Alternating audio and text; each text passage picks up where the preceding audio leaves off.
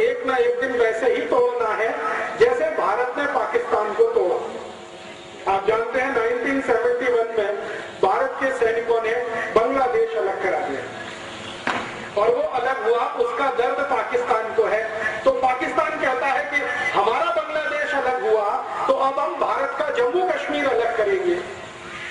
इसके लिए 71 के बाद से जितने भी पाकिस्तानी शासक हुए सबने आतंकवाद जम्मू कश्मीर में होना चाहिए, अलगाववाद जम्मू कश्मीर में बढ़ना चाहिए, उसके लिए काम किया है, धन भी दिया है और अपने सैनिक भी दिए हैं। और वो आतंकवाद और अलगाववाद जो 72 से चालू है जम्मू कश्मीर में, वो आज इतना बड़ा नासूर है कि भारत के 60,000 से ज्यादा सैनिकों की मृत्यु हो चुकी है या शहादत हो चुकी है जम्मू कश्मीर को भारत में बनाए रखे।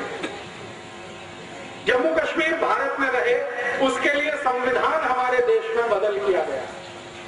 एक आर्टिकल डाला गया 370 जो दुनिया के किसी संविधान में आपको नहीं मिलेगा। उस आर्टिकल के आधार पर जम्मू कश्मीर को एक देश का दर्जा दिया गया है।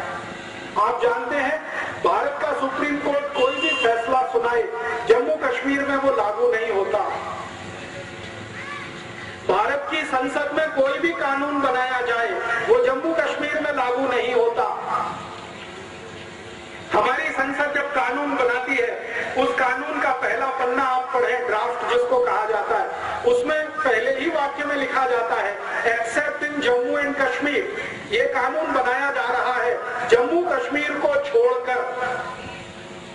हमारी संसद ने आजादी के बाद ऐसे हजारों कानून बनाए हैं जो आपके ऊपर लागू हैं, मेरे ऊपर लागू हैं, लेकिन जम्मू कश्मीर पर लागू नहीं है वो कानून। उनके कानून उनकी संसद में, जिसको वो असेंबली कहते हैं, वहां बनते हैं। और आप जानते हैं बहुत साल तक तो जम्मू कश्मीर के मुख्यमंत्री को सदरे रियासत बोला जाता था, माने जिसको हिंदी में प्रधानमंत्री कहते हैं। उनका झंडा अलग है, भारत का झंडा अलग है। उनका कानून अलग है, भारत का कानून अलग है। उनका संविधान अलग है, भारत का संविधान अलग है। फिर आप बोलिए कि Jammu Kashmir is the integral part of India, ये दुनिया का सबसे बड़ा झूठ है। वो हमारा झंडा नहीं मानते, वो हमारा संविधान नहीं मानते, वो हमारा कानून नहीं मानते, फिर हम कहें कि जम्मू कश्मीर भारत का अभिन्न अंग है। ये किसको मूर्ख बनाने के लिए कहे?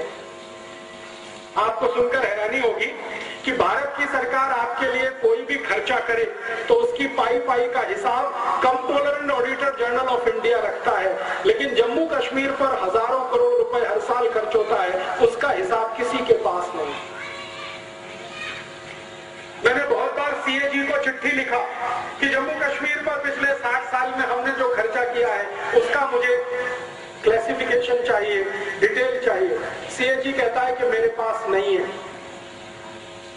फिर हमने फाइनेंस मिनिस्टर को कहा तो फाइनेंस मिनिस्ट्री से उत्तर मिला कि जम्मू कश्मीर का हिसाब दिल्ली में नहीं रखा जाता, वो जम्मू कश्मीर में रखा जाता है।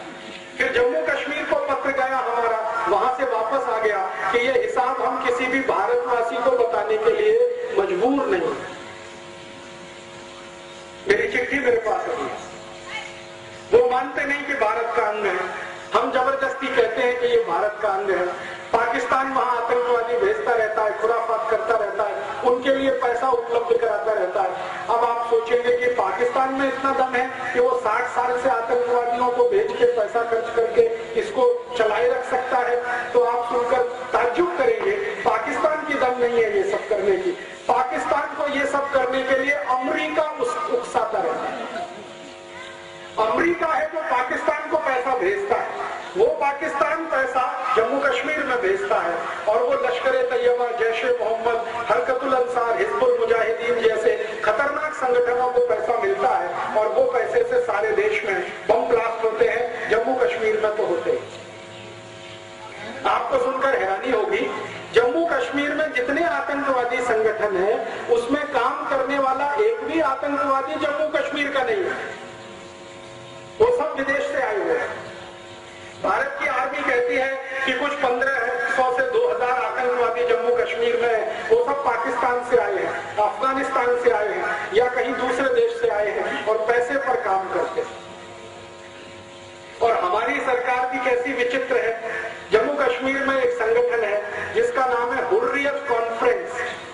ये छोटी छोटी पार्टियों का एक बड़ा समूह है। इस हुर्रियत कॉन्फ्रेंस में एक आदमी है, उसका नाम है यासीन मलिक। कभी आपने उसका चेहरा अगर टीवी पर देखा हो तो इतना दुबला पतला सीकिया हड्डी का आदमी है कि आप फूंक मारो तो उड़ जाए।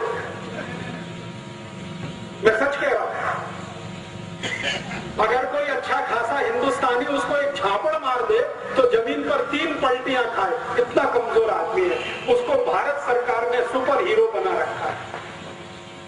क्यों? भारत सरकार जब भी बातचीत करती है तो यासीन मलिक से बातचीत करती है, और इस चक्कर में अखबारों में नाम आता है, टीवी पे नाम आता है, वो चर्चा में चढ़ता ही चला जाता है। वो चर्चा अमेरिका तक जाती है तो अमेरिका से सीधे पैसा उसको आना शुरू हो जाता है। आप पूछेंगे जी अमेरिका को क्या इंटरेस्ट है? भारत का जो जम्मू कश्मीर है ये अमेरिका को चाहिए, पाकिस्तान के लिए तो ये बेकार का है। मैं आपको सच बात बताऊं, क्योंकि पाकिस्तान ने जो पाक ऑक्युपाइड कश्मीर ले रखा है उसी को वो संभाल के नहीं रख पा रहा है। जम्मू कश्मीर को क्या रखे? ये अमेरिका को चाहिए जम्मू कश्मीर। क्यों? जम्मू कश्मीर की सीमा से चीन की सीमा लगी हुई है और अमेरिका और चीन का पुराना झगड़ा है। अमेरिका और चीन एक दूसरे के जबरदस्त दुश्मन है। तो अमेरिका की योजना है कि चीन पर एक दिन हमला करना है, जैसे इराक पर किया। वो हमला करने के लिए अमेरिका के जहाजों को एक ऐसा ग्राउंड चाहिए जहां से हवाई जहाज उड़े और चीन पर जाकर मिसाइल डाले, और वो स्थान जम्मू में है। इसलिए अमेरिका को ये चाहिए। तो अमेरिका बंदूक चला रहा है पाकिस्तान के कंधे पर रख के, और ये बंदूक है कि जम्मू कश्मीर भारत से अलग हो जाए, पाकिस्तान संभाल नहीं पाएगा, पाकिस्तान ये अमेरिका को दे देगा, अमेरिका फिर वहां सैनिक अड्डा बनाएगा और वो सैनिक अड्डा एक दिन चीन के खिलाफ काम आएगा। ये है राजनीति। अब आप बोलेंगे जी अगर ये राजनीति चल रही है भारत को बर्बाद करने के लिए, तो आप पूछेंगे जी हम क्या करें, आप क्या करें? मैं आपको एक विनम्र निवेदन करने आया कि आप क्या कर सकते हैं इस पूरी राजनीति को सारे देश से खत्म करने के लिए और जम्मू कश्मीर को सच में भारत में वापस लाने के लिए। अगर आप कुछ कर सकते हैं तो जानते हैं क्या?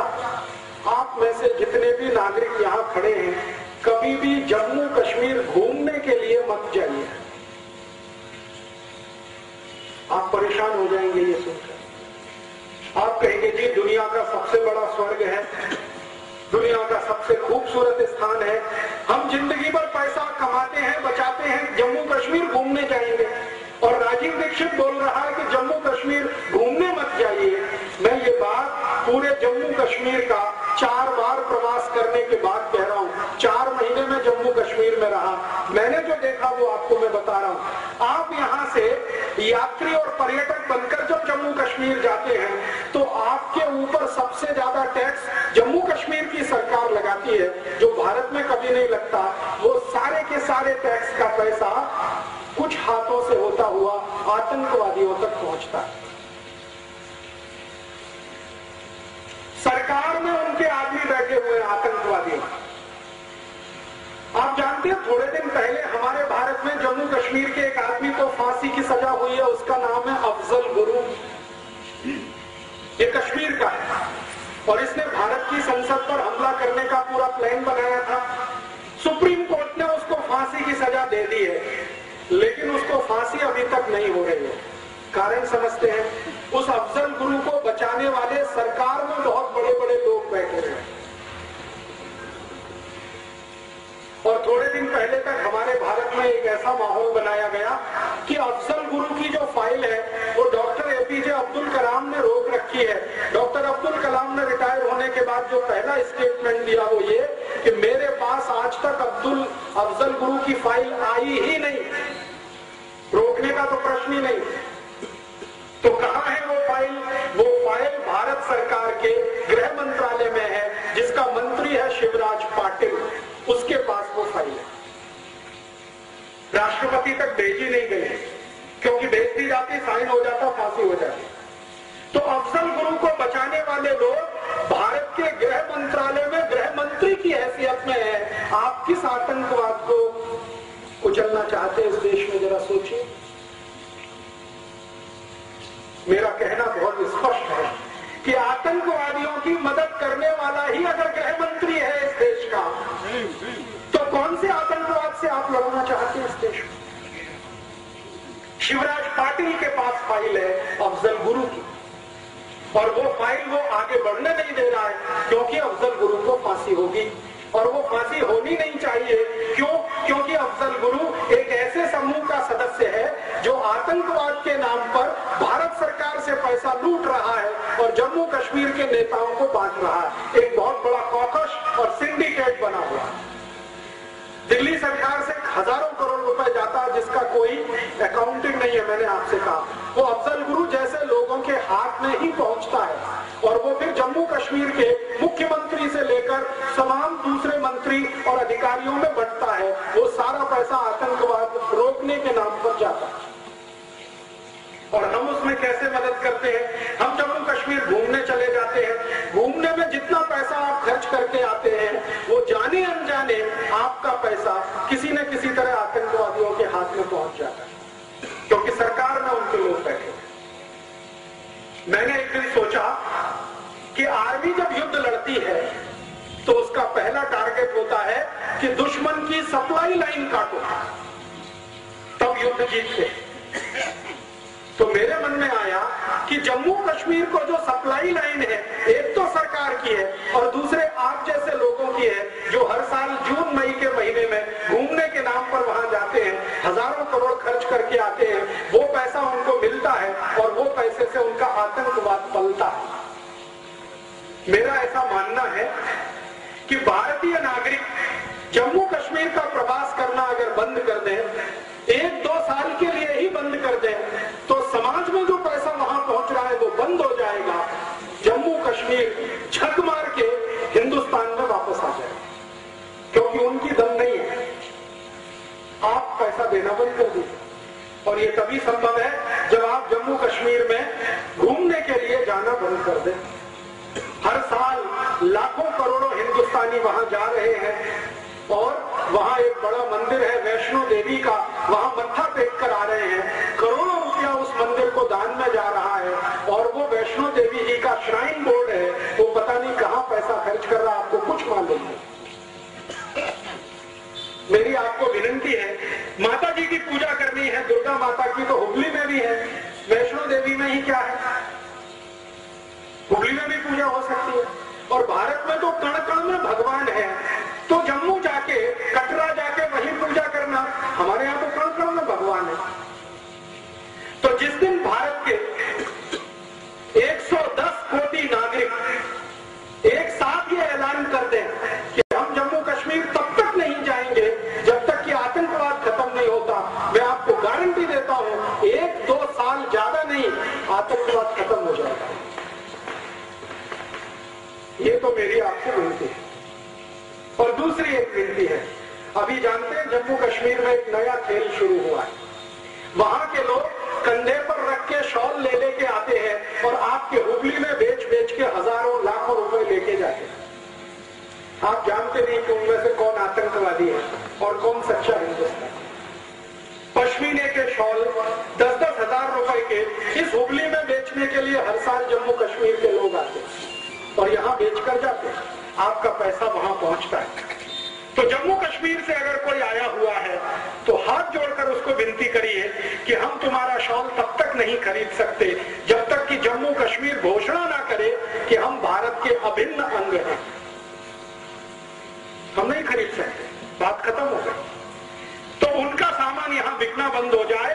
आप लोग जो करोड़ों की संख्या में हर साल जम्मू और कश्मीर जा रहे हैं, वहां जाना बंद कर दीजिए, आतंकवाद की समस्या हल हो जाएगी।